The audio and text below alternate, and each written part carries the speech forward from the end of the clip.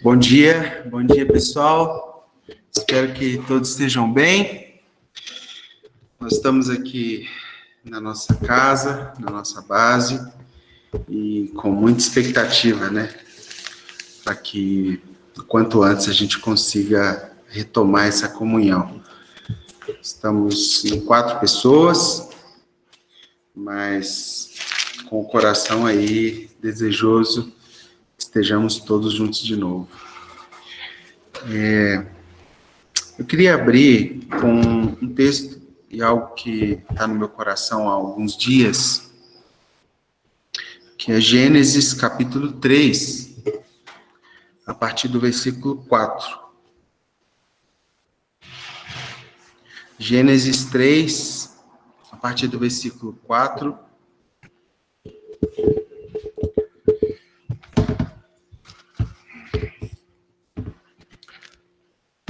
Diz assim: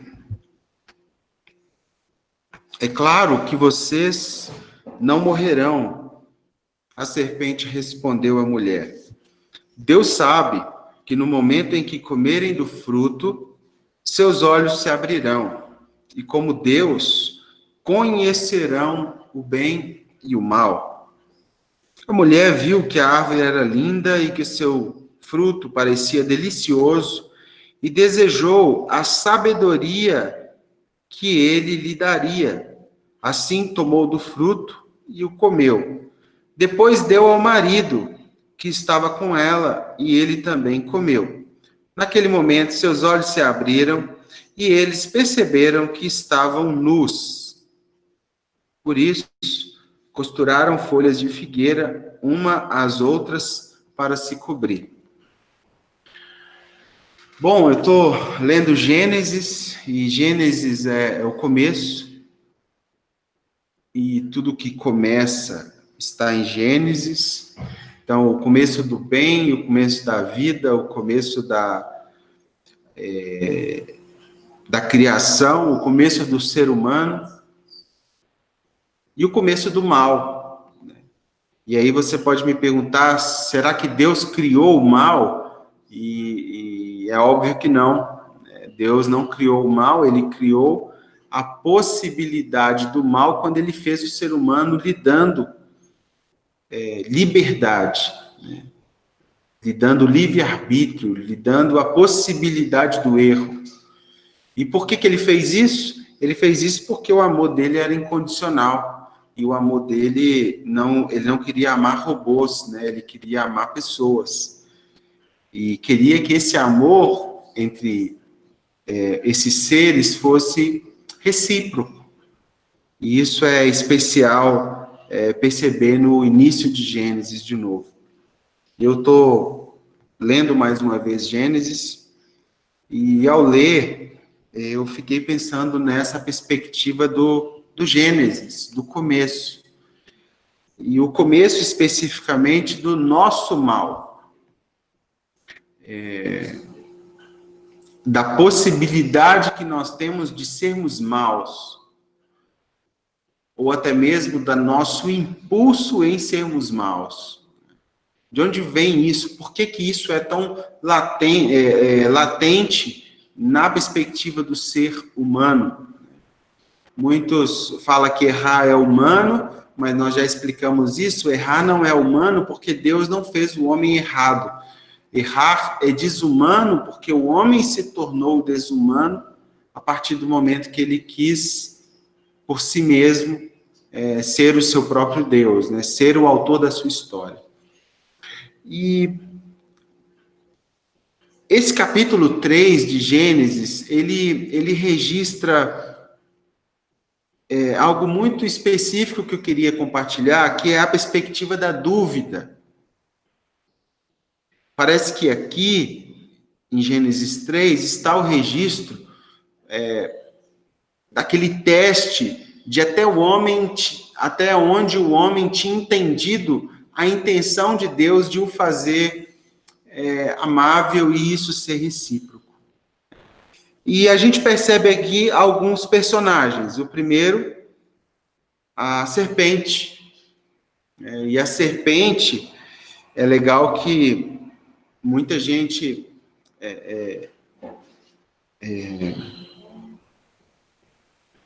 pode entender que o diabo, Satanás, a serpente, ela tem o poder de atuar especificamente para fazer o mal.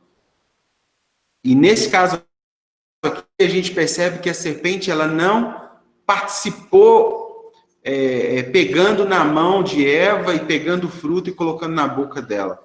A serpente simplesmente lançou uma dúvida. E ela lançou uma dúvida sobre uma realidade, sobre uma verdade que já era verdade para aquela mulher. A serpente diz, certamente você não vai morrer. Deus já tinha dito, você vai morrer. Mas essa serpente lançou uma dúvida. E o que é essa dúvida? É a suspeita radical daquilo que Deus falou. É o momento que entre o que Deus falou e entre o cumprimento do que Deus falou, você escuta mais a dúvida, a voz da serpente, do que a voz do próprio Deus que falou. E foi isso que Eva fez. Eva não guardou o que Deus falou. Eva, ela ficou com a dúvida. E o primeiro aspecto dessa queda, registrada aqui em Gênesis 3, é a incredulidade. E eu chamo a atenção de você para isso. Não crer não é não acreditar. Não crer é não confiar, porque acreditar, até a serpente acredita no que Deus tinha dito para essa mulher. O que ela faz é apenas lançar uma dúvida. Tem pessoas que acham que crer é acreditar, mas não crer é não confiar. Então Deus tinha dito algo, essa serpente lança uma dúvida, essa dúvida testa o coração dessa mulher, e essa mulher, apesar de acreditar no que Deus falou, ela não confia no que Deus falou. E há uma distância entre saber o que Deus falou e confiar no que Deus falou. Acreditar no que Deus falou e confiar que aquilo que Deus falou é o que deve ser feito. E esse é o primeiro aspecto da queda. E isso me chama a minha e a sua atenção, porque nós podemos ser pessoas em queda. Crer não é acreditar, crer é confiar naquilo que Deus falou. O segundo aspecto da queda é a soberba. É essa nossa pretensão de sermos senhores de nós mesmos. É toda vez que Deus diz algo, por proteção nossa, ele reduz o nosso tamanho, né, para a gente continuar dependente dele, e a gente quer calar esse Deus e nos tornar o próprio Deus. Conhecer além do que nós deveríamos conhecer. Ir além da marca de apenas filhos de Deus e nos tornar autores semelhantes a Deus. Isso é soberba. Primeiro aspecto da queda, então, incredulidade. Segundo aspecto, essa soberba, essa pretensão de nos bastar, né, de ninguém falar na nossa vida, de não prestar conta para ninguém, da gente ser livre, leve, solto, não é isso? E ausente do valor ou do princípio de proteção de Deus. E o terceiro aspecto da queda é a concupiscência. É esse cânion que se abre quando nós não temos Deus e passamos a desejar devorar tudo à nossa volta. Esse fato de Eva ter comido o fruto, eu não quero tratar ele como literal ou não, mas eu quero parabenizar o autor bíblico, porque é exatamente isso que a gente faz quando nós não estamos saciados em Deus.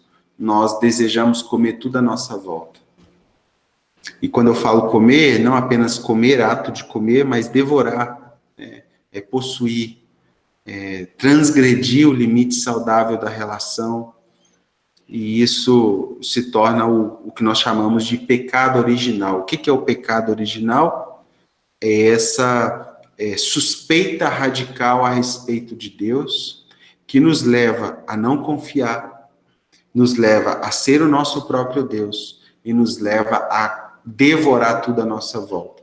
Então, essa pessoa em queda, ela não pode ter relacionamentos, por quê? Porque serão abusivos.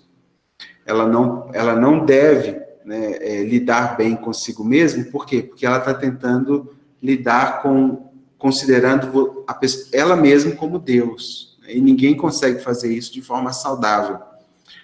E esse pecado original, então, na Bíblia, é esse sistema que foi rompido, esse sistema relacional de Deus com a criação que foi totalmente rompido, e tudo isso começou apenas com uma dúvida. E eu queria iniciar essa manhã te perguntando como você tem se relacionado com o aspecto da dúvida, uma suspeita radical a respeito do que Deus é, do que Deus falou e daquilo que ainda não se cumpriu do que Deus falou. A queda, ela destrói essa relação entre Deus e o homem e a criação, o homem consigo mesmo e o homem na relação com o próximo. E é interessante que é tão devastador esse rompimento, e tudo isso começou com o dilema da dúvida. E eu queria chamar você a essa reflexão. Qual o lugar da dúvida hoje na sua vida? Eu sei que esses tempos de distanciamento pode ter prejudicado, né, nossa interação com Deus, com a gente mesmo e com o próximo, mas talvez o Espírito Santo pode nos chamar essa manhã a calar a voz dessa serpente que coloca em dúvida todas as coisas, coloca em dúvida quem Deus é, coloca em dúvida aquilo que Ele falou, coloca em dúvida aquelas promessas que Ele nos deu, e a gente voltar àquele lugar que a voz dele era tudo para nós. Onde a gente aguardava ansiosamente o entardecer, porque a voz dele vinha nos buscar para nos levar para aquele lugar onde era só a gente e ele. Um dos dilemas desse tempo é porque muitas pessoas foram forçadas a cultuar o silêncio. E aí, ao abaixar os barulhos externos, começaram a ouvir os seus próprios barulhos. E muitos desses barulhos podem ter interferência da serpente, que coloca em dúvida relações, amizades, propósitos, promessas. E como nós falamos aqui na quarta-feira, onde eu tive com poucos irmãos, conversando, se permanecer é porque é verdadeiro. Tudo que é verdadeiro permanece. E tudo que não é vencido pela dúvida é porque já está naquele lugar de confiança, no local que deve estar. E eu te convido a rejeitar a voz da serpente. Eu te convido a perceber que a serpente pode nos matar. Não é apenas um fruto, é um caminho de morte. Não crer não é não acreditar. Até o diabo acredita. Até o diabo sabe que os dias dele está contado. Uma hora ele vai deixar de existir. Mas o que o diabo escolheu, o que Satanás, Lúcifer escolheu, é não confiar no que Deus tinha falado a ele. E talvez você, nessa manhã, se encontre nesse lugar de dúvida. E nós, juntos, podemos nos unir e ser, em oração, mais fortes para vencer a voz da serpente. E eu te convido a fechar os seus olhos, a se desligar um pouco desse ambiente onde você está, a baixar os barulhos externos e olhar um pouco para dentro de você e perguntar se a incredulidade, a soberba e a concupiscência, o desejo voraz, precisa ser colocado diante do trono de Deus mais uma vez, e esse sistema relacional que o próprio Deus pensou ser refeito, ser reconectado de novo. Amém? Vamos orar? Feche seus olhos. Pai, obrigado por essa manhã. Obrigado pelo privilégio de voltarmos ao Gênesis de tudo. E assim como o Senhor teve um Gênesis, a criação teve um Gênesis, cada um de nós que está aqui nessa reunião, virtual, presencial ou não, todos nós temos um Gênesis, temos um início da nossa história com o Senhor. E é esse início que nós queremos retomar essa manhã. É nesse lugar onde tudo fazia sentido, onde o prazer era simplesmente ouvir a tua voz. Era encontrar com a tua voz que ia ao nosso encontro no final do entardecer. E é isso que nos basta, Senhor. É isso que nos coloca nesse lugar de confiança de novo. Esse lugar onde tudo é o Senhor. O Senhor é o Senhor de tudo. E nós te agradecemos, Pai. Te agradecemos por esse amor obstinado, porque mesmo após Adão e Eva cometerem esse delito, esse rompimento do pacto, o seu amor obstinado continuou buscando eles no mesmo lugar. E é isso que o Senhor está fazendo com a gente essa manhã. O Senhor está indo ao encontro, seja onde for que nós estejamos. É possível sua voz nos encontrar essa manhã. É possível o seu som nos conectar de novo com o som da nossa casa, com o som do nosso jardim, do nosso Éden, do nosso lugar de prazer, de regozijo, onde a gente não precisa devorar ninguém, onde a gente não precisa desconfiar das pessoas, ficar medindo se aquilo é contra mim, se a pessoa está falando aquilo é indireta. Nós não precisamos disso, porque o Senhor é tudo. A tua voz é tudo. Esse lugar de confiança é tudo, Senhor. E nós te amamos, Pai. Queremos refazer esse caminho de volta. Assim como Jesus Cristo é o novo Adão, que ao ter a oportunidade de não confiar, ao ser tentado pela serpente de novo nos 40 dias de deserto, ele, com a tua palavra, se posicionou e confiou na missão que o Senhor tinha pedido para ele. E é nesse novo Adão que nós nos apegamos. É nesse nova referência, nesse novo ser humano 100% Deus, que veio aqui, sofreu o que sofreu, viveu o que viveu, para nos mostrar que tinha jeito de ter uma comunhão plena contigo. É esse que nos fez, de novo, a chegar confiadamente ao trono da graça do Senhor. É esse que nos encheu, Pai, de confiança de novo, de ousadia, de intrepidez para entrar nesse santo lugar e podemos adorar o seu nome, levantar o seu nome, colocar de novo o seu nome no lugar e no altar da confiança. Uns confiam em carros, outros em cavalos. Uns confiam na sua conta bancária, uns confiam na sua saúde, outros confiam nas ações, outros confiam nos seus bens materiais apenas, outros confiam especificamente no que algum testa, alguém pode fazer por ele, alguém importante, mas nós confiamos no Senhor. Nós nos apegamos no Senhor, em quem o Senhor é, e naquilo que o Senhor faz. Confiamos em Ti, Senhor. E é assim que nós abrimos esse domingo. E queremos que ele seja um domingo para a glória do Seu nome. Para a glória do Seu nome, Senhor. Em nome de Jesus. Amém, queridos? Que vocês continuem com os volumes externos reduzidos, e ouvindo Deus durante toda essa ministração, sobre cada canção, sobre cada expressão que o Senhor pode falar conosco. Amém? Vou deixar aqui com os meus...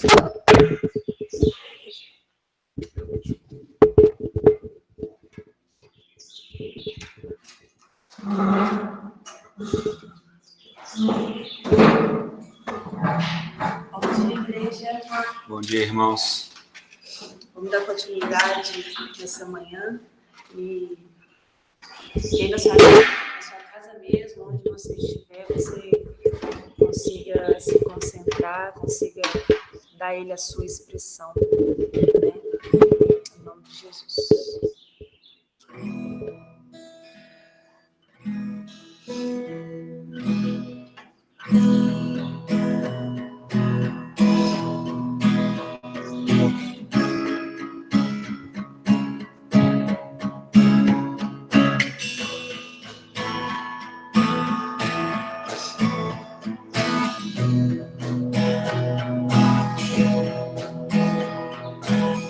Quem subirá ao monte do Senhor? Quem ficará no seu santo lugar? Aquele que tem mãos limpas e um coração puro. Quem subirá ao monte do Senhor? Quem ficará no teu santo lugar? Aquele que tem mãos limpas e um coração puro. E esta é a geração daqueles que te buscam e desejam ver a tua face. E essa é a geração daqueles que te buscam e desejam ver a tua face. Levantai as vossas cabeças, levantai, ó portais eternos, para que o Rei da glória, só Ele é, só Ele é. Levantai as vossas cabeças, levantai, ó portais eternos, para que o Rei da glória, só Ele é, só Ele é, o Rei para todos sempre.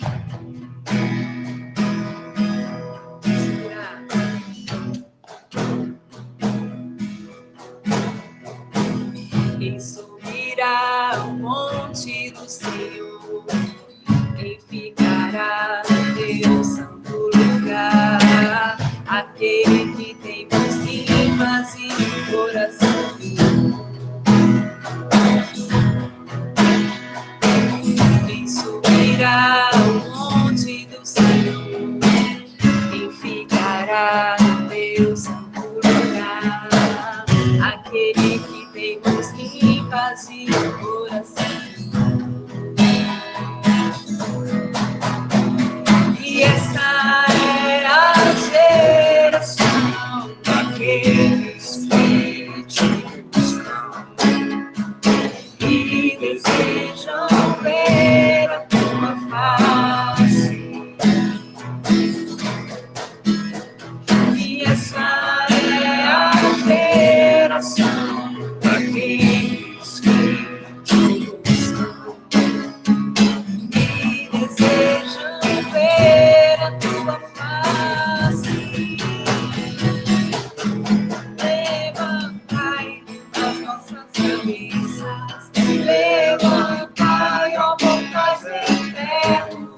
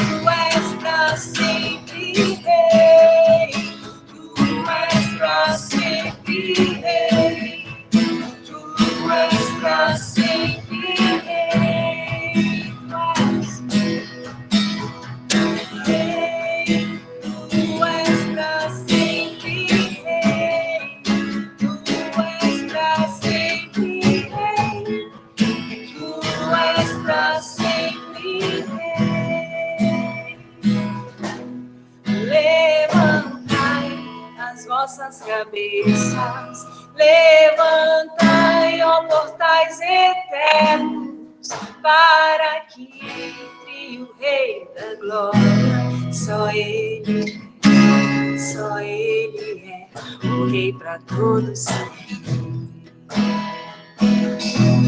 Tu és o nosso Rei, Jesus. Tu és o Cristo, Filho de Deus. Tu és, o Pai, a nossa rocha, a qual firmamos, Senhor. Nós cantamos, ó Pai, nesta manhã sobre isso. Sobre o seu nome. Levamos o teu nome. Colocamos o teu nome nesse lugar mais alto.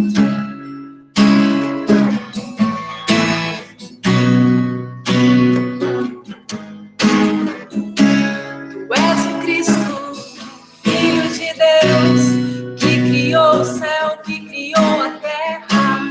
Tu és o Cristo, Filho de Deus. Tu és o Cristo, Filho de Deus, que criou o céu, que criou a terra. Tu és o Cristo, Filho de Deus. Tu és o Cristo. Tu és o Cristo, Filho de Deus, que criou o céu, que criou a terra. Tu és o Cristo, Filho de Deus. Tu és o Cristo, Filho de Deus, que criou o céu, que criou a terra. Tu és o Cristo, Filho de Deus.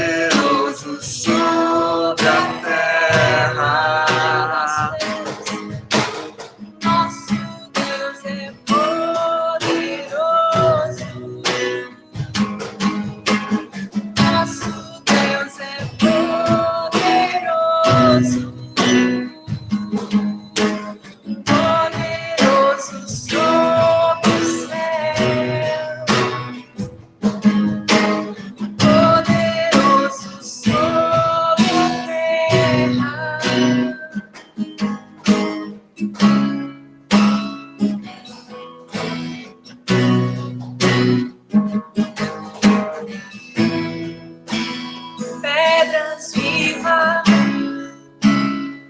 um só tempo, um só rio, para todas as nações. Pedras vivas, um só tempo, um só rio, para todas as nações. E o que nasce do seu trono se estende a nós, ou a partir de nós.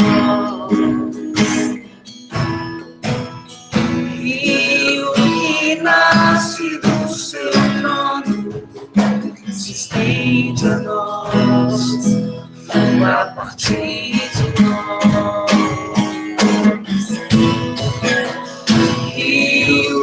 Nasce do seu trono, se estende a nós, a partir de nós.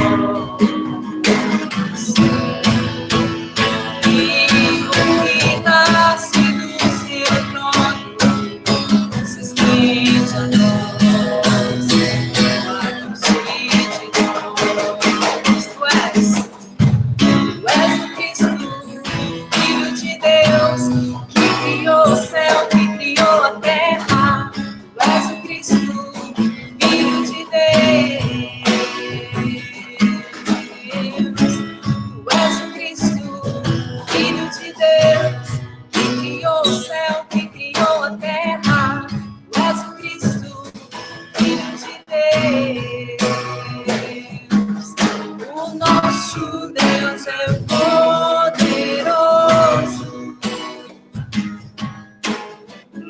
Nosso Deus é poderoso,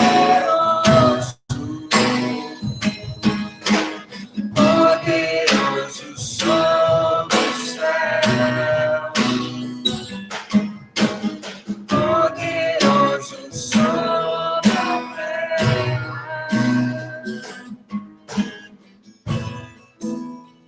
Pedras vivas,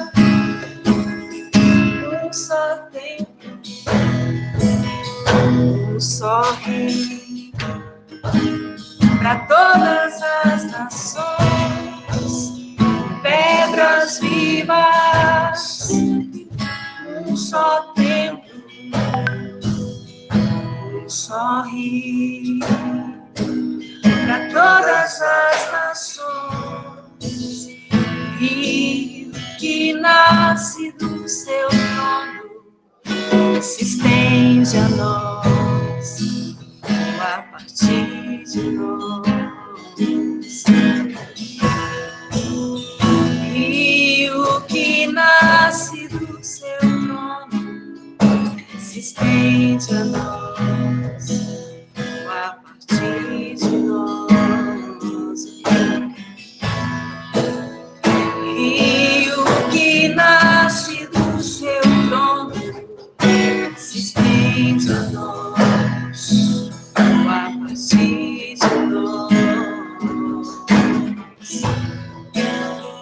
Rio que nasce do seu trono se estende a nós, a partir de nós.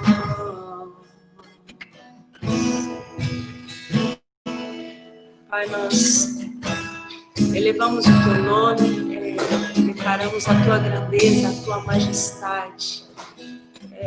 Reconhecemos como Rei, o Rei da nossa vida, Senhor da nossa vida, da nossa família, do nosso trabalho, de tudo que somos, de tudo que fazemos. Nesta manhã, Pai, nós temos essa intenção, Pai, de reconhecê-lo, honrá-lo, declarar, Senhor, essa grandeza. Quão grande tu és, quão lindo tu és, e dizer que o Senhor é aquele que governa sobre as nossas vidas, sobre a igreja de Cristo. E que essa manhã, Pai, os nossos corações sejam abertos para ouvir a palavra do Senhor, para entender um pouco mais sobre esse reinado, sobre esse rei, sobre aquele que tem o domínio, que sustenta todas as coisas. Que nossos corações sejam alimentados, aquecidos por essa verdade. Não há outro Deus, não há outro Senhor. Não há quem possa se comparar ao nosso Deus, a Jesus Cristo, a Yeshua, aquele que veio, que se entregou, que se doou e hoje vive. E nós declaramos nesta manhã, Pai, a tua grandeza, a tua majestade. Obrigada por esse momento, Pai. Obrigada por essas canções. Te convidamos, Pai, a ser o centro da palavra nesta manhã, em nome de Jesus. Amém. Amém.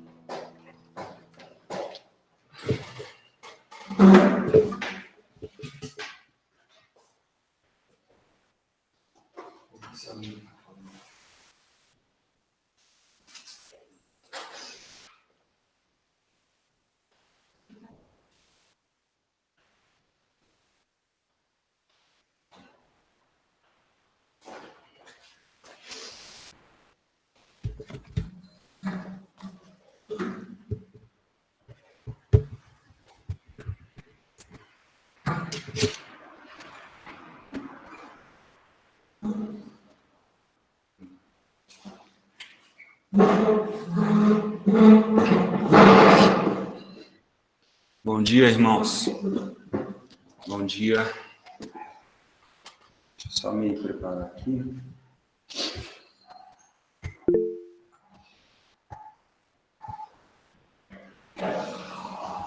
Estão me ouvindo bem?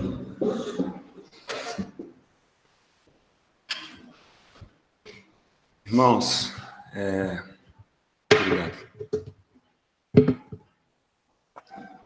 Vamos dar continuidade à nossa série sobre o reino de Deus.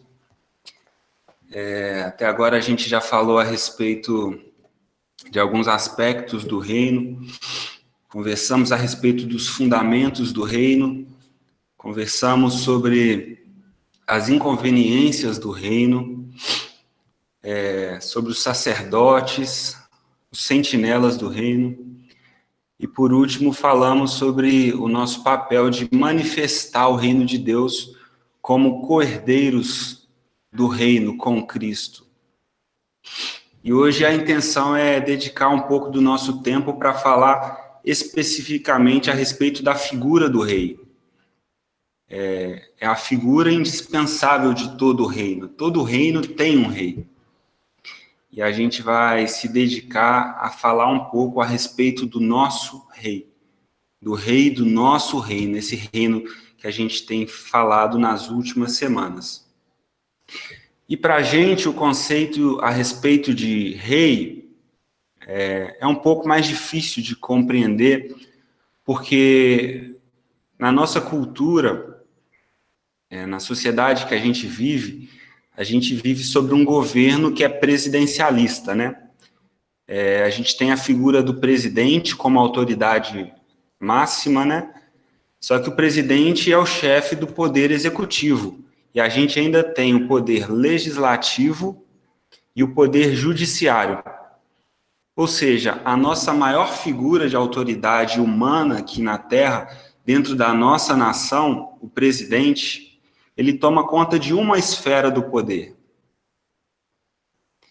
E no reino, para um sistema de governo diferente, que é o monarca, que é onde o rei reina, é um pouco diferente, porque essas três funções estão sob a autoridade do rei. Então, a nossa maior figura de autoridade hoje não se compara à autoridade de um rei. Então, talvez por isso seja um pouco mais difícil da gente entender, de fato, qual é a posição do rei. Qual é o tipo, o nível de autoridade que um rei detém. Só que para o povo de Israel, o povo judeu, as nações em volta deles tinham reis. Eles conheciam bem essa figura. Então é mais acessível entender quando o Senhor se revela como um rei a eles, porque era algo próximo da cultura deles. E para entender melhor sobre essa figura, sobre o rei, nós vamos começar falando da primeira vez que a nação de Israel tem, de fato, um rei humano, um rei de carne e osso. E essa passagem está no livro de 1 Samuel, se você está aí com a tua Bíblia, abra aí no livro de Samuel, 1 Samuel,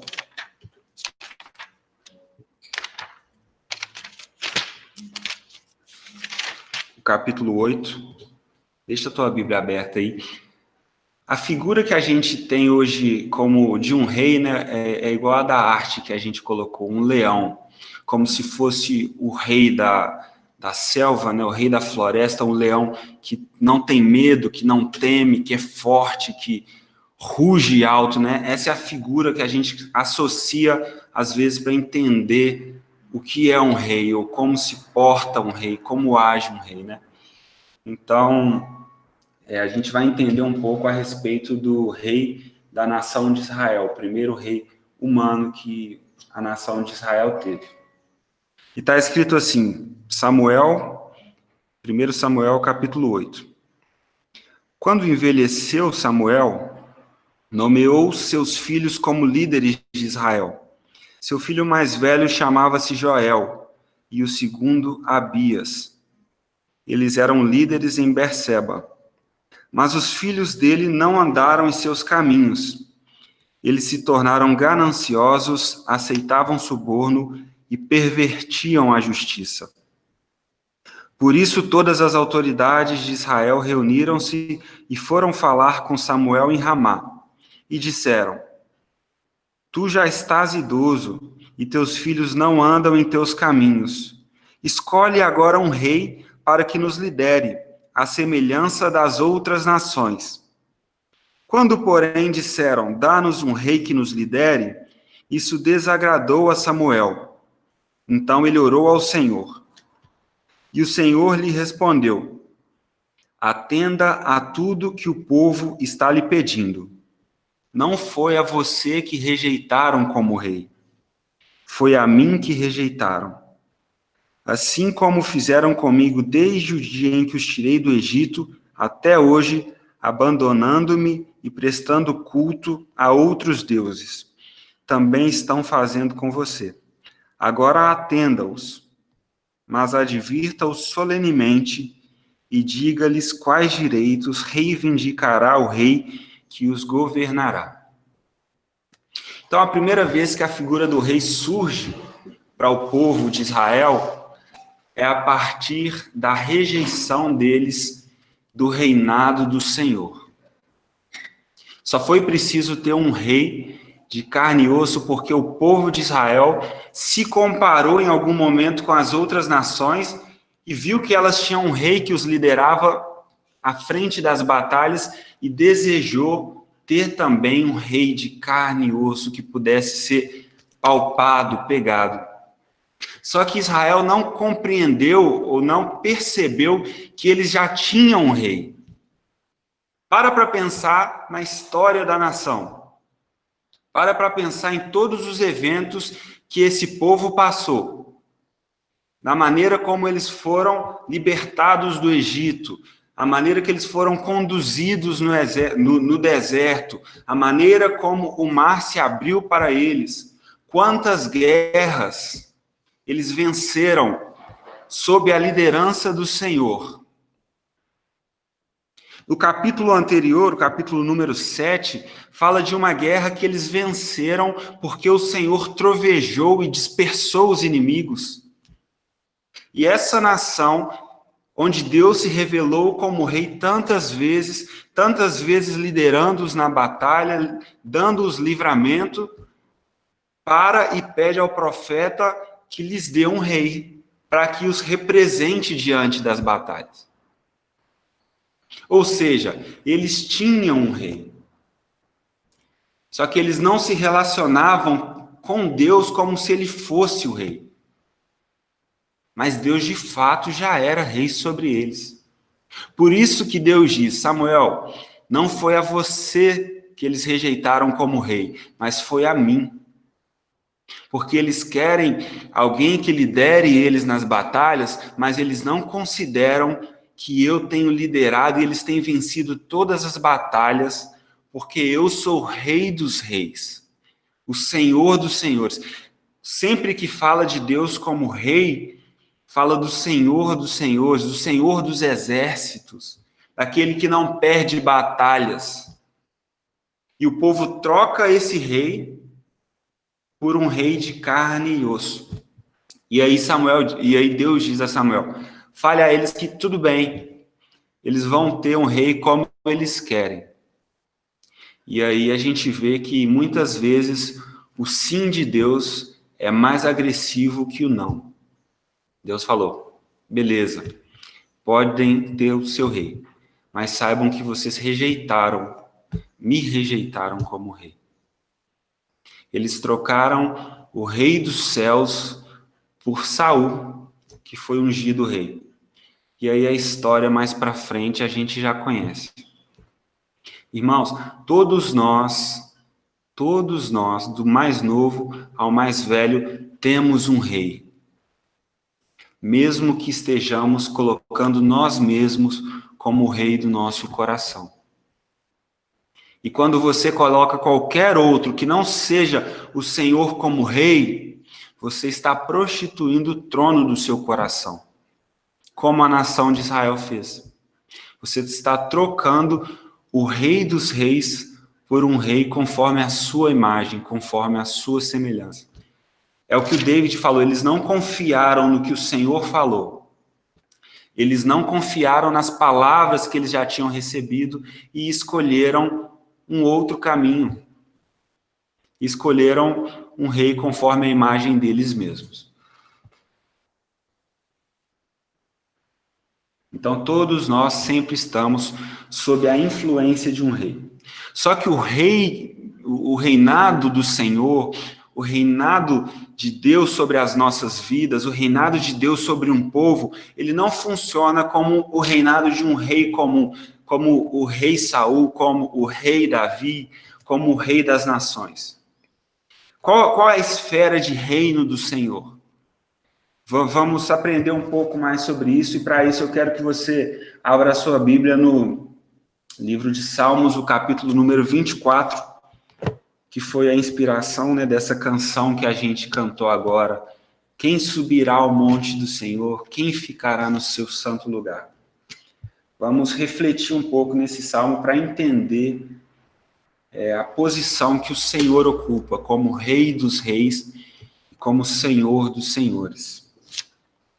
Salmo 24 diz assim: do Senhor é a terra e tudo o que nela existe, o mundo e os que nele vivem. Pois foi ele quem fundou-a sobre os mares e firmou-a sobre as águas.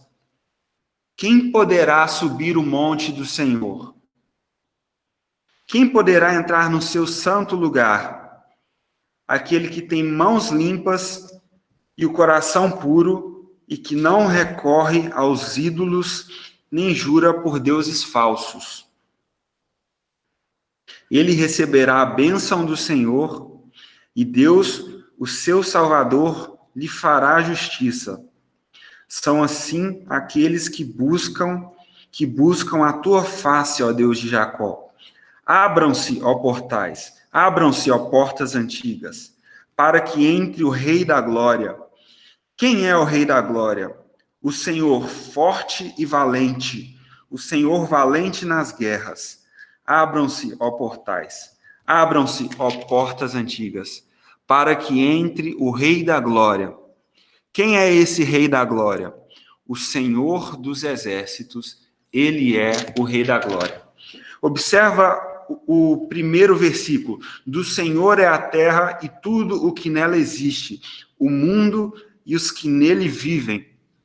Então, qual é a autoridade, ou onde o Senhor reina? O Senhor dos Exércitos reina sobre tudo. Do Senhor é a terra e tudo o que nela existe. Ou seja, a terra, os céus e debaixo da terra é o lugar onde o Senhor tem autoridade como rei. Ele não é como o rei Davi, que era rei sobre um território demarcado, ou como o rei Saul ou o rei Nabucodonosor. O reino dele, a esfera de autoridade do reino de Deus é total, porque dele é a terra, foi ele quem fundou. Outra diferença entre o reinado humano e o rei dos reis é que o rei dos reis, ele não é como um rei humano que morre e depois é substituído no trono, entra outra pessoa no seu lugar. Ao longo da história de Israel, a gente vai vendo, sai um rei, entra outro, e aquele rei anda nos caminhos do Senhor, ou aquele rei não anda nos caminhos do Senhor, e o futuro da nação tem tudo a ver com a postura que o rei adota. Mas o nosso rei não é assim. Ele é rei eterno. Não sabemos, não tem início de dias o reinado dele, nem fim. O reino do Senhor é eterno, porque o nosso rei, ele é eterno. E aí a Bíblia diz sobre a presença desse rei: quem subirá ao monte do Senhor e quem ficará no seu santo lugar? Quem pode entrar na presença desse rei? Vocês lembram da história de Esther, que intercedeu pelo povo judeu e ela precisava ficar na presença do rei para falar com o rei? E há muitos dias o rei não chamava ela para a presença dele. E a pessoa não podia simplesmente entrar na presença do rei, a não ser que o rei a convidasse. E se ela entrasse por si só na presença do rei, o rei tinha que estender para ela o cetro, como sinal de autorizando, né, a presença dela ali. Então ela convoca um jejum e fica de jejum, chama o povo para jejuar, para que ela tivesse favor diante do rei. E na presença do Rei dos Reis, quem subirá à presença do Senhor? E quem ficará no seu santo lugar? Aqueles que têm mãos limpas e que têm um coração puro e que não adora a falsos deuses. Ou seja, que não prostitui o seu coração, que não coloca no trono do seu coração ou no lugar mais importante dentro de si outra pessoa que não seja o Rei dos céus ou o Rei do nosso coração. É esse tipo de pessoa que entra na presença do Rei. E não são pessoas que têm mãos limpas ou um coração puro porque são boas ou porque são puras por si só. Mas como David falou, nós temos acesso ao Senhor por meio de Jesus. É Ele quem nos limpa, é Ele quem nos dá um coração puro, é Ele que nos regenera e nos faz puro de coração e nos faz limpos de mãos, para que a gente possa estar na presença do Rei e adorar o Rei da Glória. Levantai, ó portas, as vossas cabeças, levantai, ó portais eternos, para que entre o Rei da Glória. E quem é o Rei da Glória? O Senhor dos Exércitos. Ele é o Rei da Glória. Levantai, ó portas, é um tributo ao Rei da Glória. É um tributo a esse Rei. Esse Rei que vem após vencer os seus inimigos. E quando ele se aproxima, a gente não tem outra coisa a fazer a não ser reconhecer a sua glória. Se você tem a imagem que o céu é um lugar sem graça, porque a gente vai ficar adorando o tempo inteiro ao Rei da Glória, é porque você ainda não viu o Rei da Glória. Porque quando os seus olhos contemplarem o Rei, você vai entender porque os anjos ficam diante dele dizendo: Santo, Santo, Santo é o Senhor dos Exércitos. Quando você contemplar a presença do Rei, você vai entender porque ele é adorado de eternidade em eternidade. Porque não há nada mais belo que os seus olhos possam ver. E a Bíblia conta a respeito de uma experiência de Isaías, onde ele viu o trono do rei. E está no livro de Isaías, no capítulo 6, eu queria te convidar para abrir também, para a gente entender um pouco mais a respeito da presença do Senhor, do Rei dos Reis, e do que ela causa em nós.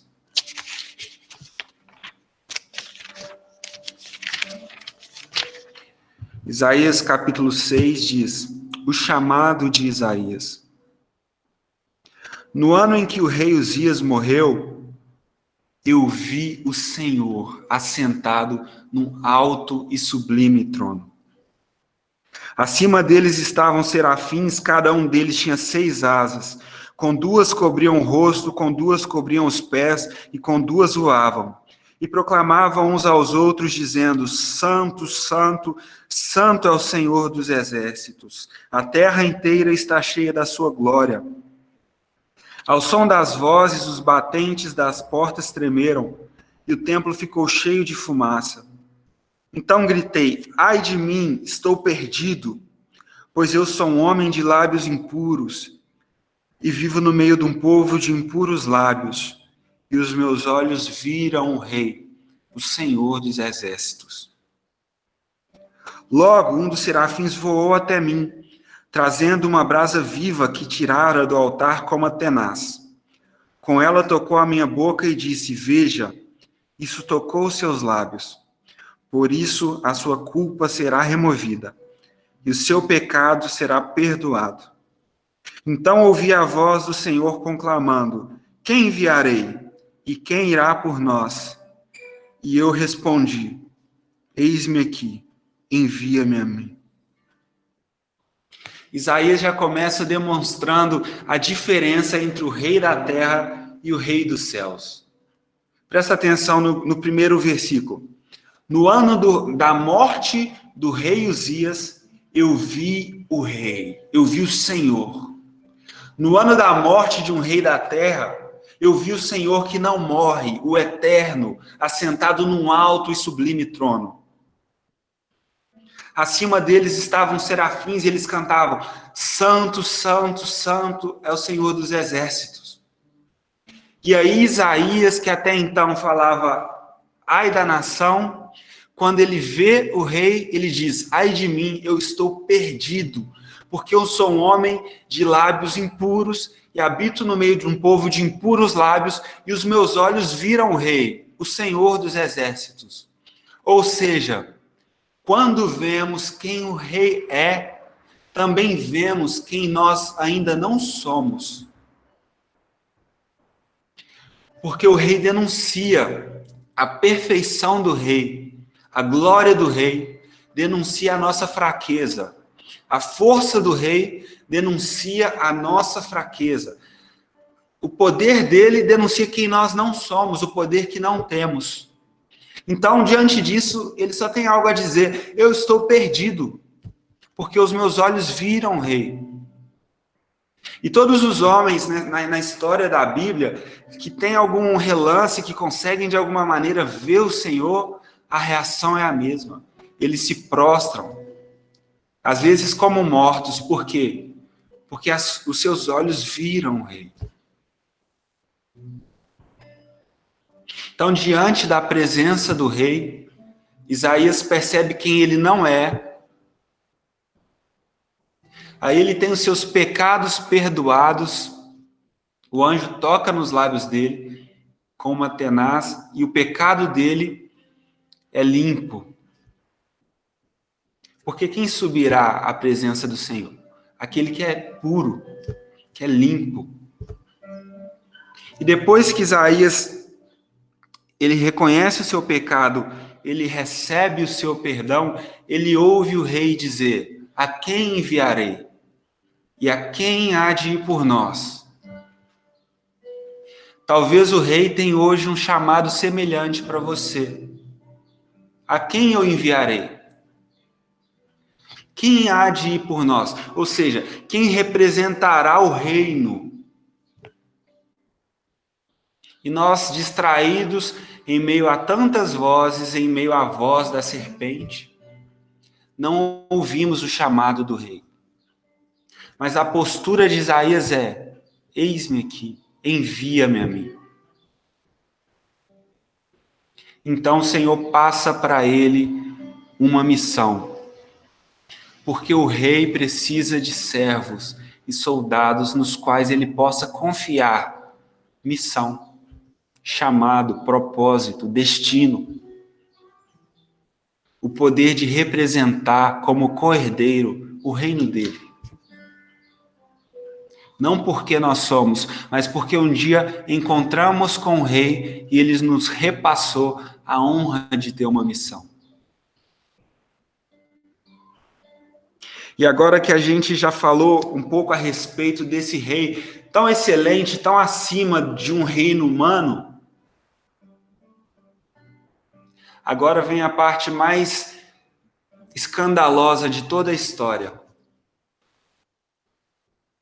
Esse rei cheio de glória, esse rei todo-poderoso, ele resolve vir à terra. Ele resolve esvaziar de si mesmo, de quem ele é. Mas se esvaziar muito, muito, e chegar a ser um de nós, como nós. E mesmo na forma de homem, ele se rebaixou mais. A começar pelo nascimento do rei. Numa manjedoura, num lugar simples.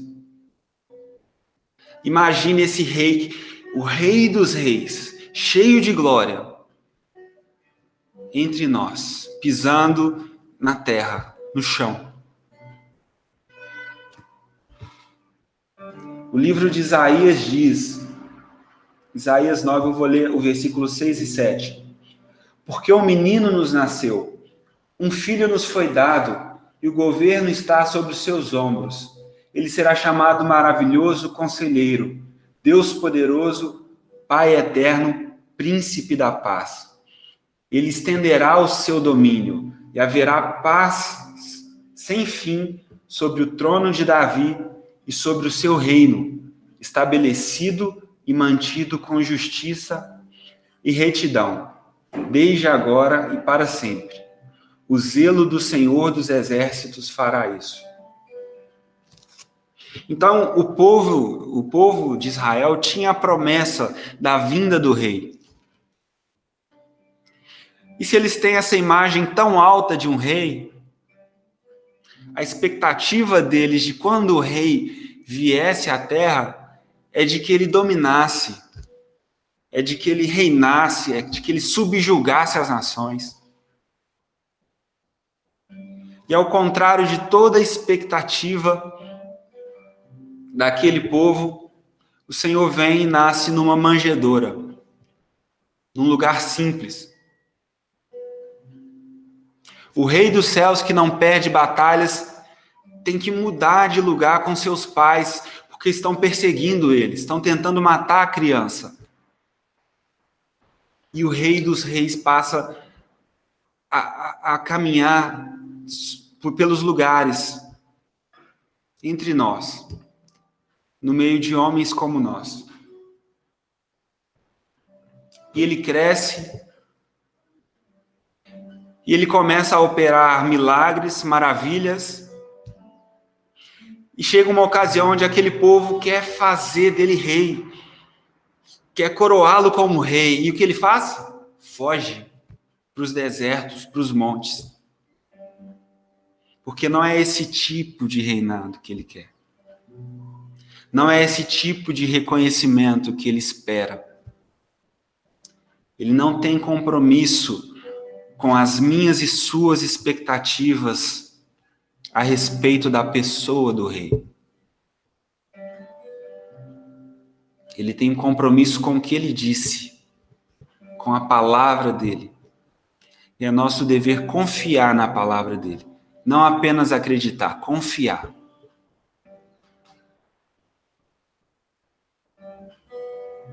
E aí tem um diálogo interessante entre Jesus e Pilatos a respeito da posição do rei. Está no livro de João, capítulo 18, versículo 33.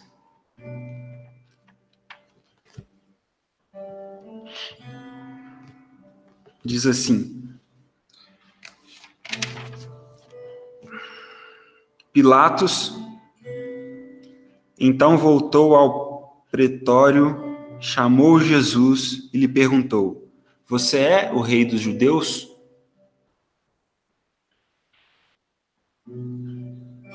Perguntou-lhe Jesus: Essa pergunta é tua ou os outros te falaram ao meu respeito?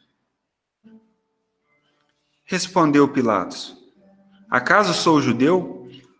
Foram seu povo e os chefes dos sacerdotes que o entregaram a mim. Que foi que você fez? Disse Jesus: O meu reino não é desse mundo. Se fosse, os meus servos lutariam para impedir que os judeus me prendessem. Mas o meu reino não é daqui. Então, você é rei, disse Pilatos. Jesus respondeu: Tu dizes que sou rei. De fato, por essa razão nasci, e para isto vim ao mundo, para testemunhar da verdade. Todos os que são da verdade me ouvem.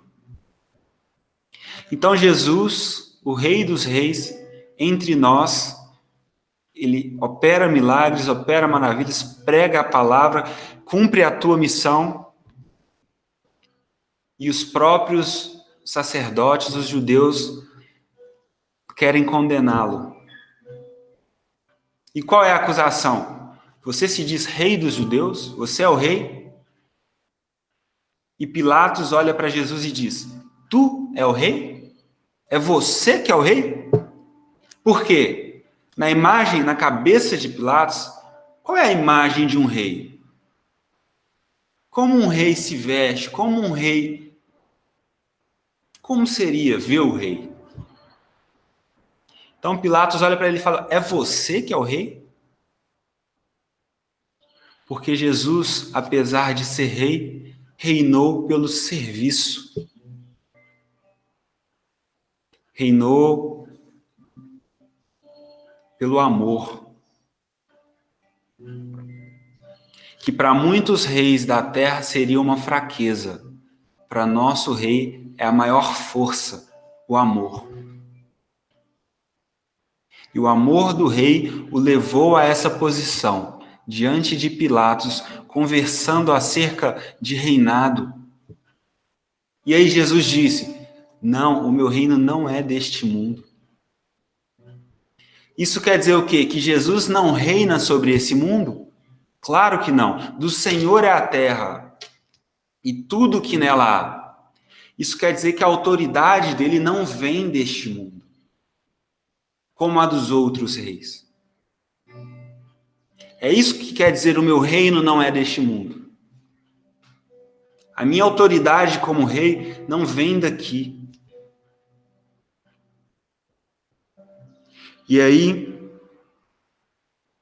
depois desse diálogo entre Pilatos e Jesus, acerca do rei dos judeus, no capítulo seguinte, capítulo 19, fala a respeito da morte de Jesus. Eu queria ler a partir do versículo 14, que diz assim: era o dia da preparação na semana da Páscoa, por volta das 6 horas da manhã. Eis o rei de vocês, disse Pilatos aos judeus. Mas eles gritaram: mata, mata, crucifica-o. Devo crucificar o rei de vocês? Perguntou Pilatos. Não temos rei, senão César. Lembra? Lá no livro de Samuel, eles rejeitando o rei e querendo um rei conforme as expectativas deles? Aqui de novo, o mesmo cenário. Não temos rei, senão César, responderam os chefes dos sacerdotes. Finalmente, Pilatos o entregou a eles para ser crucificado. Então os soldados encarregaram-se de Jesus. Levando a sua própria cruz, ele saiu para o lugar chamado Caveira, que em aramaico é chamado Gólgota. Ali o crucificaram, e com ele 2 outros, um de cada lado de Jesus. Pilatos mandou preparar uma placa e pregá-la na cruz, com a seguinte inscrição: Jesus Nazareno, o rei dos judeus. Muitos dos judeus leram a placa, pois o lugar em que Jesus foi crucificado ficava próximo da cidade. E a placa estava escrito em aramaico, latim e grego. Os chefes dos sacerdotes dos judeus protestaram junto a Pilatos: não escreva o rei dos judeus, mas sim que esse homem se dizia rei dos judeus. E Pilatos respondeu: o que escrevi, escrevi. Tendo crucificado Jesus, os soldados tomaram as suas roupas e as dividiram em 4 partes, uma para cada um deles, restando a túnica. Eles esperavam um rei de armadura real. Eles esperavam um rei com uma coroa de ouro. Mas o nosso rei veio com uma túnica e com uma coroa de espinhos. É esse o calibre do nosso rei. Um rei que, por amor, entregou-se a si mesmo.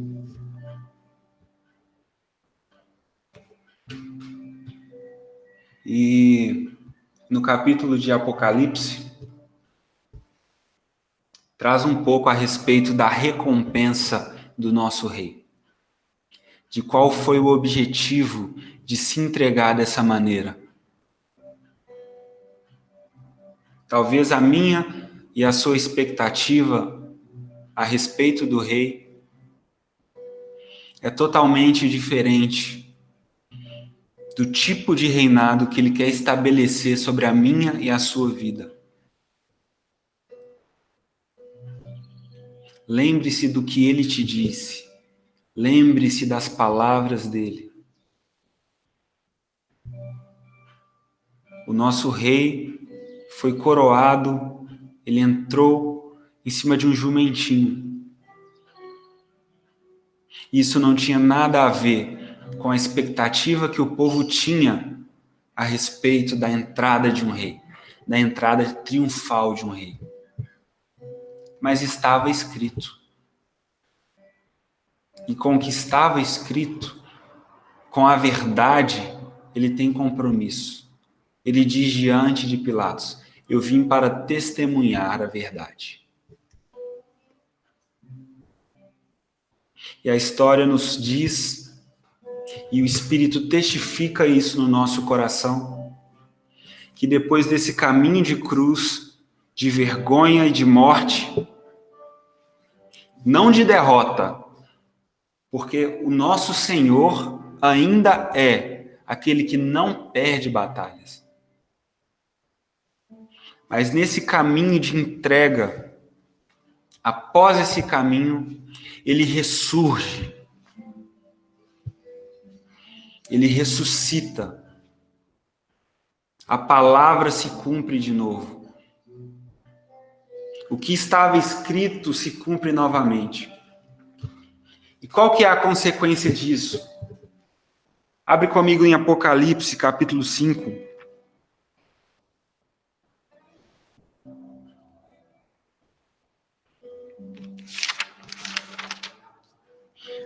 O versículo é o de número 8. Ao recebê-lo, os 4 seres viventes e os 24 anciãos prostraram-se diante do Cordeiro. Cada um deles tinha uma harpa e taças de ouro, cheias de incenso, que são as orações dos santos, e eles cantavam um novo cântico. Tu és digno de receber o livro, de abrir os selos, pois foste morto, e com teu sangue comprastes para Deus gente de toda a tribo, língua, povo e nação. Tu os constituístes reino e sacerdotes para o nosso Deus, e eles reinarão sobre a terra. Então olhei e ouvi a voz de muitos anjos, milhares de milhares e milhões de milhões. Eles rodeavam o trono, bem como os seres viventes e os anciãos. E eles cantavam em alta voz: digno é o Cordeiro, que foi morto, de receber poder, riqueza, sabedoria, força, honra, glória e louvor. Através da morte do rei todo forte, que se fez fraco por nós, ele comprou para Deus gente de todas as tribos, de todas as nações, de todas as línguas. Ou seja, ele expandiu o seu reinado. Ele expandiu por causa de mim e de você, por amor, para nos salvar.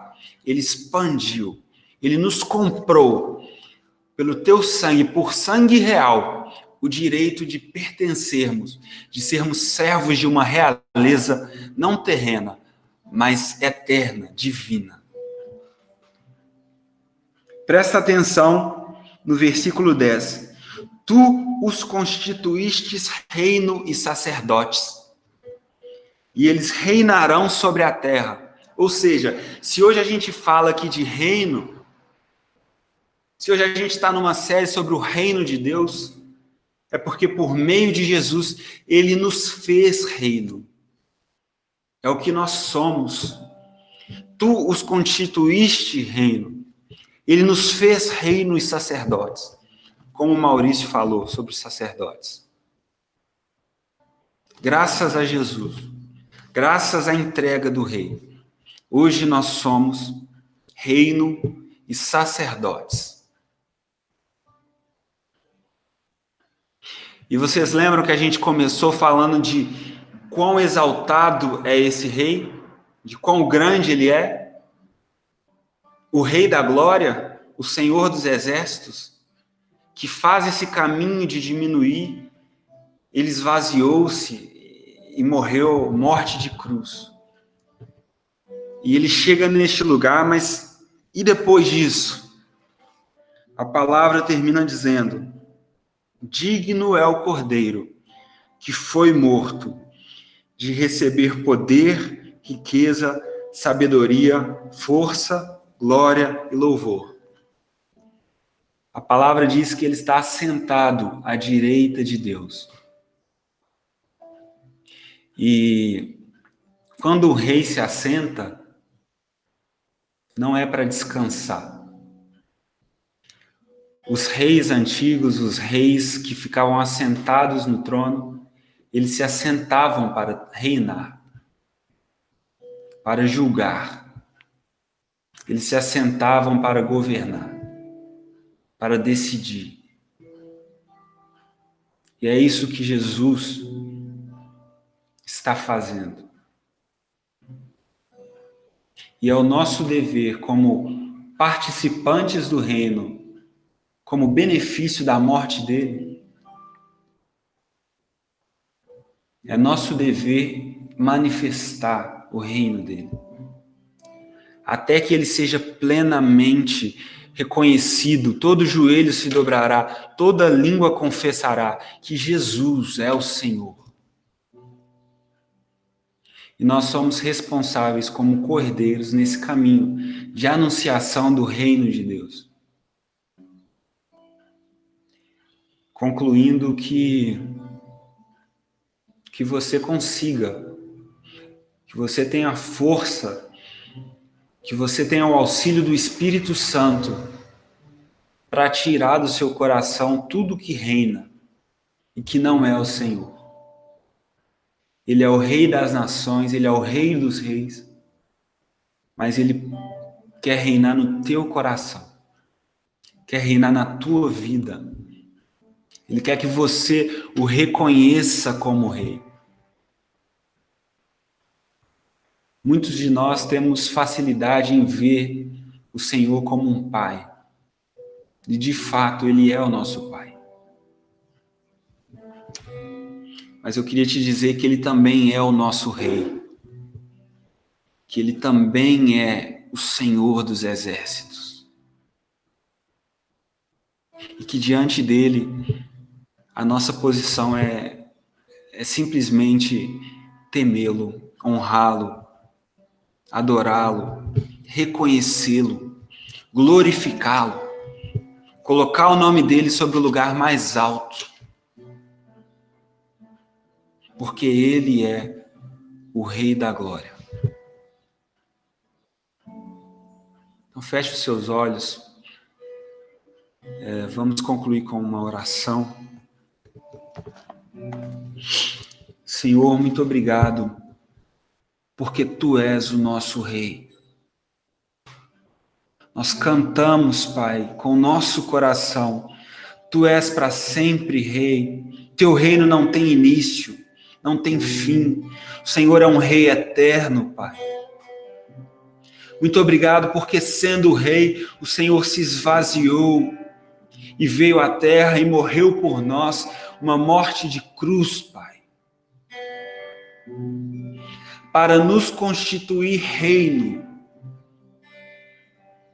para nos constituir sacerdotes. Nós Te colocamos no trono do nosso coração, Pai. Nós Te colocamos no trono da nossa cidade.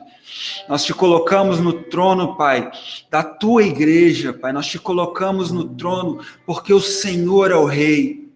Não há outro como o Senhor.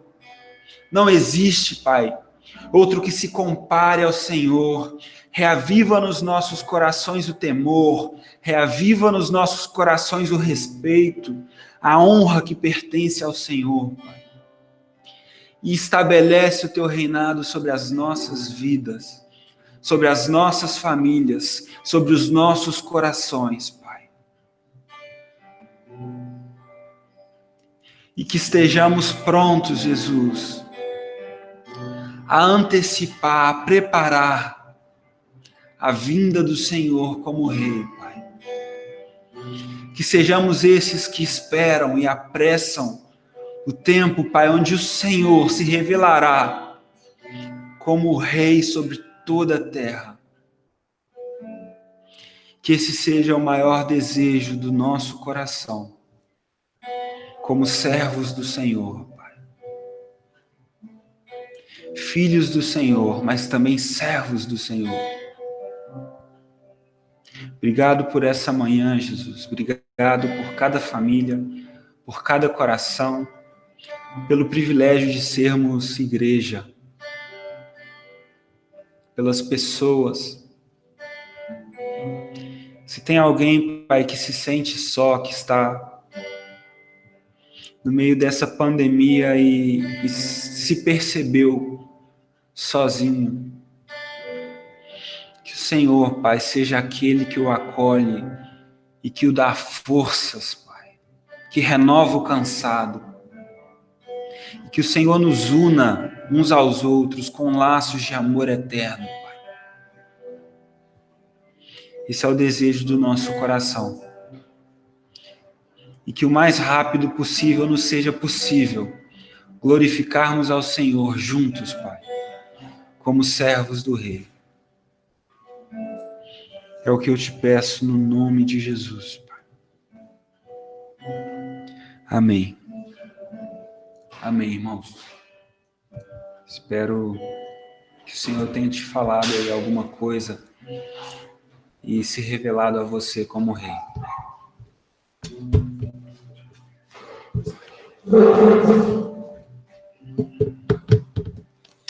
Amém. Ele é o nosso Rei. E é interessante que um desses textos que o Felipe falou, ele foi...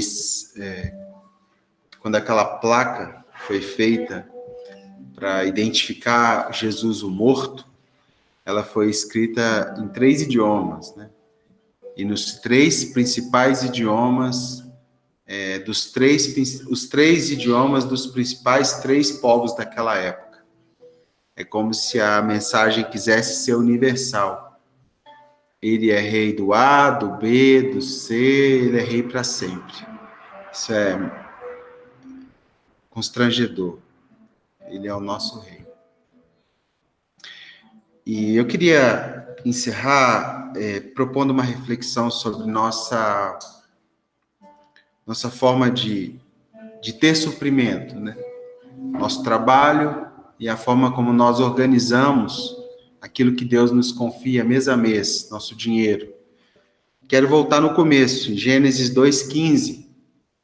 Gênesis 2:15 fala assim: o Senhor Deus colocou o homem no jardim do Éden para cultivá-lo e tomar conta dele.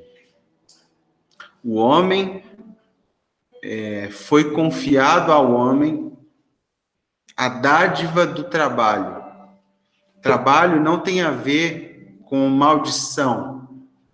E você pode perceber que o trabalho começa ainda no tempo da inocência. Em Gênesis 2:15 não há queda.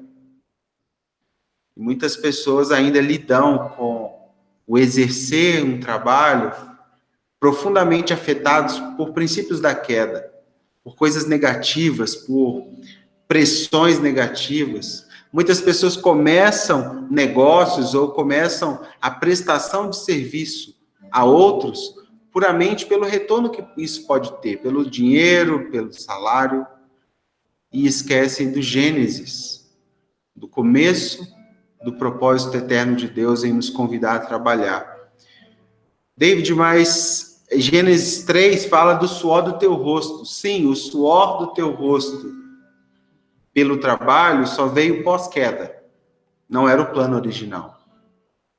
A palavra cultivar aqui, ou trabalhar, tem a ver, é uma palavra original que aponta para a expressão culto, cultivo, cultura.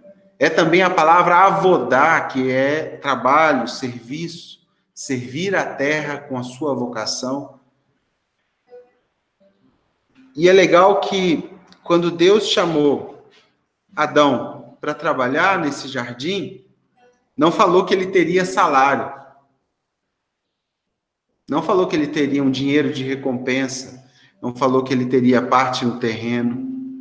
Porque havia uma consciência de é tudo nosso.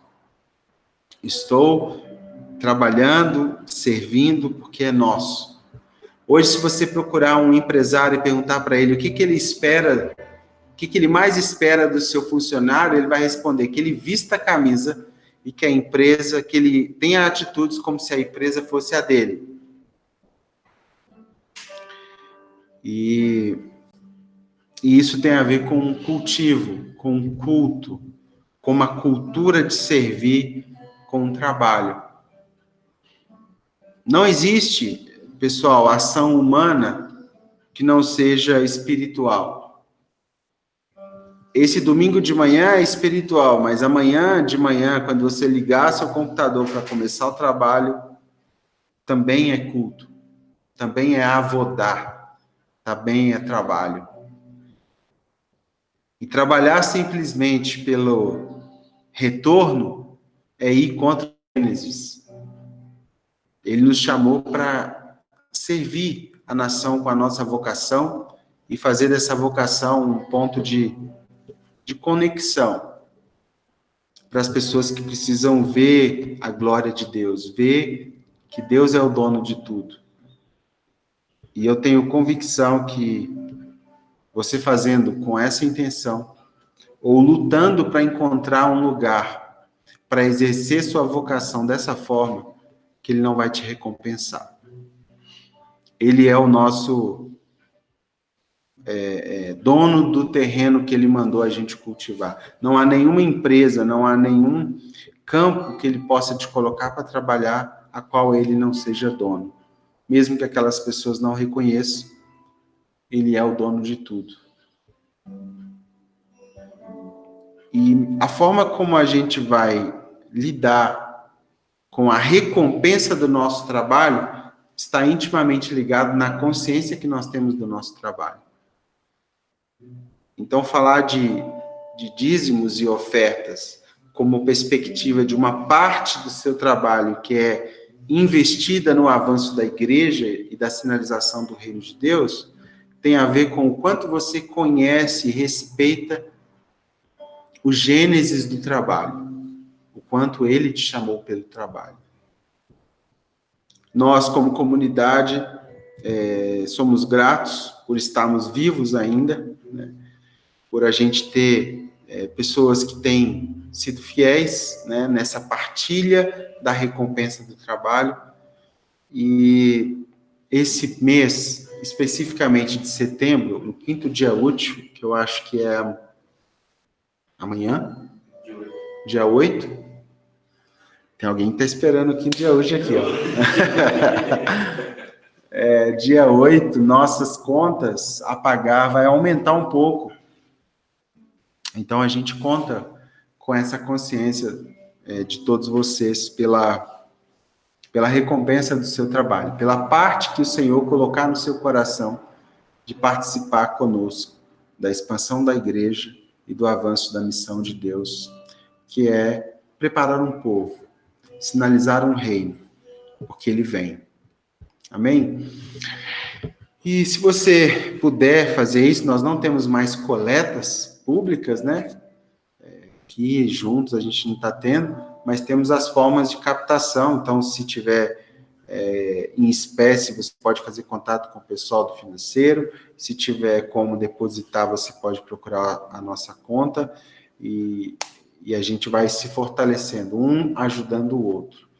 Eu quero sinalizar a ação, a atuação, né, da diaconia com relação à consciência das necessidades do corpo. Então, alguns irmãos têm se movimentado, sabendo de uma necessidade aqui, outra acolá, e investido também recursos. A comunidade tem conseguido juntar um pouquinho de cada um para ajudar especificamente pessoas com alimentos e financeiramente também. Quero também sublinhar o nosso compromisso de segunda-feira, que é esse tempo de oração. E é sempre um desafio ser constante em oração, porque orar é mudar.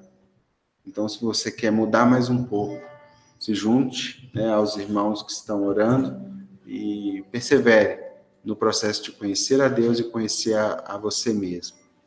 Amém? Quero deixar meu pedido de oração específico para que a gente possa discernir o momento certo de voltar à comunhão presencial. Nós estamos com muita expectativa do Senhor nos autorizar a esse tempo. Então, eu conto com a intercessão de vocês. Amém? Vamos encerrar. O sentimento é gratidão, porque Ele é Rei para sempre. Ele é o mesmo do Gênesis, Ele é o mesmo dos apóstolos, e Ele é o mesmo das páginas do Apocalipse que ainda não se cumpriram. Ele é. E isso é motivo de gratidão para nós. Então, feche seus olhos e vamos agradecer.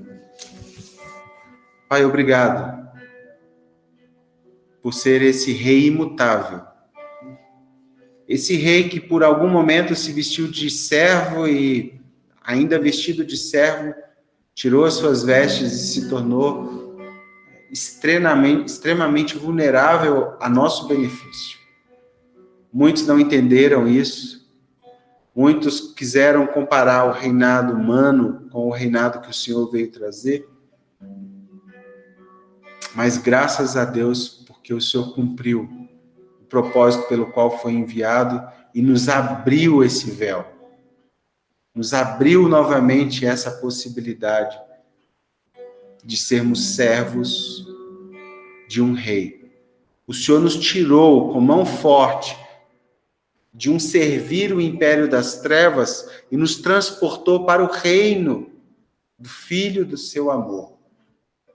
E isso é maravilhoso. Há uma grande diferença de império e reinado. Império, o que vale é a vontade pura e simplesmente do imperador. O reinado, seus servos participam da obra. Seus servos constroem com o rei, porque eles entendem que há um só reinado, um só reino. Nós dobramos, Pai, as áreas da nossa vida que precisam que o Senhor se assente no trono. Aquelas que, por algum momento, foi roubado de nós a confiança. E aí nós caímos. Queremos, Pai, te convidar para assentar nesses lugares mais desafiadores da nossa alma e da nossa vida. E que o cetro de justiça, o cetro da ação correta, da posição correta, esteja disponível para nos colocar no lugar de servo, confiante na tua obra, na tua mão poderosa. Obrigado, Deus, por esses irmãos que estão aqui, pela vida do Felipe, da Lídia, pelo Gabriel. Obrigado, Senhor, pelo servir de todos que estão aqui envolvidos com essa demanda, com esse trabalho de abençoar uns aos outros. Te agradecemos, Pai. Nos abençoe nessa semana, nessa próxima semana, que aqueles que podem aproveitem do descanso do feriado de amanhã, que seja um dia especial, familiar, para todos nós, em nome de Jesus. Amém, queridos? Deus te abençoe, um bom domingo, uma boa maionese com arrozinho com alho, feijãozinho com linguiça, frango assado. E Deus te abençoe.